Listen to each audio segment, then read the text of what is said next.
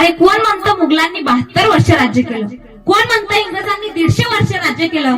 त्यांना जाऊन सांगा आमचा राजा 50च वर्ष आयुष्य जगला, पण आज सुद्धा त्यांचं राज्य आहे.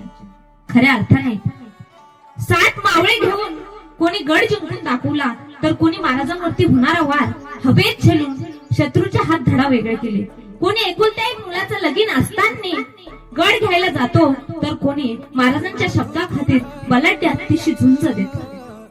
कोणी हसत हसत मृत्यूच्या पालखीमध्ये बसतो, तर कोणी तोफेंचा आवाज होईपर्यंत शेवटच्या श्वासापर्यंत लढतो. कोणी खोटा शिवाजी म्हणून मृत्यूच्या आथुनावर झोपतो, तर कोणी 6 मावळ्यांसह शत्रूशी झुंज देतो. अरे छत्रपती शिवाजी महाराज हा डोक्यावर घेऊन नाचण्याचा विषय नाही, तर छत्रपती शिवाजी महाराज हा डोक्यात घेण्याचा विषय आहे. आता सगळीकडे सध्या छत्रपती शिवाजी महाराजांचे जयघोष चालू आहे. जो उठतो तो छत्रपती शिवाजी महाराज की जय म्हणतो, जो उठतो तो छत्रपती शिवाजी महाराज की जय म्हणतो. छत्रपती शिवाजी महाराज काय देव होते का? छत्रपती शिवाजी महाराज देव नव्हते, पण त्यांच्यामुळे मंदिरातले देव जागेवर राहिले. ही खऱ्या अर्थाने महाराजांची पुण्य आहे. एखादा माणूस देव नसतो, पण देवापेक्षाही कमी नसतो. त्यातलं एक व्यक्तिमत्व म्हणजे आमचे राजे. पोरं म्हणतात राजे पुन्हा जन्माला या. अरे राजे पुन्हा जन्माला येण्यासाठी पहिल्यासारखे मावळे पाहिजे. नुसतं राजाने खांद्यावरती हात दिला तर तो माणूस महाराजांचा होऊन जायचा. ते लोक मेले पण राजांना सोडून गेले नाही. तसे लोक आता उरले नाही. काय होते ते मावळे? तानाजी, बाळाजी, यसाजी, चिमणाजी, आवजी होते ते राजे. आता तसे लोक राहिले नाही. एकुलत्या एक मुलाचं लगीन असताना, अंगाला हळद लागलेली असताना, डोक्याला मंडोळी बांधलेली असताना, पाहुण्या रावळ्यांचा हरदळ असताना तानाजी राजांकडे जातात आणि म्हणतात राजा उद्या आपल्या पोराचं लगीन आहे, यावं लागेल.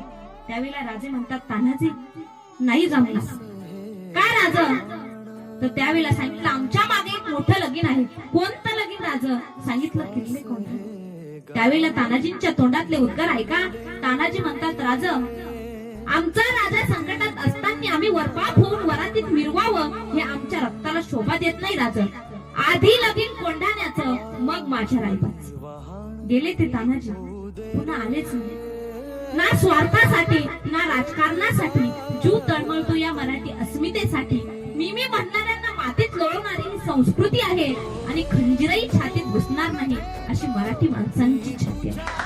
तुम्ही एखाद्या रस्त्याला छत्रपती शिवाजी एखाद्या रस्त्याला संभाजी महाराजांचं नाव द्या, एखाद्या रस्त्याला पुण्यश्लोक अहिल्याबाई होळकरांचं नाव द्या, एखाद्या रस्त्याला महात्मा फुल्यांचं नाव द्या. मला असं वाटतं रस्त्याला महापुरुषाचे नाव देण्यापेक्षा महापुरुषाने जे रस्ते दाखवले त्या रस्त्याने चला. निश्चितच त्यांना आनंद झाल्याशिवाय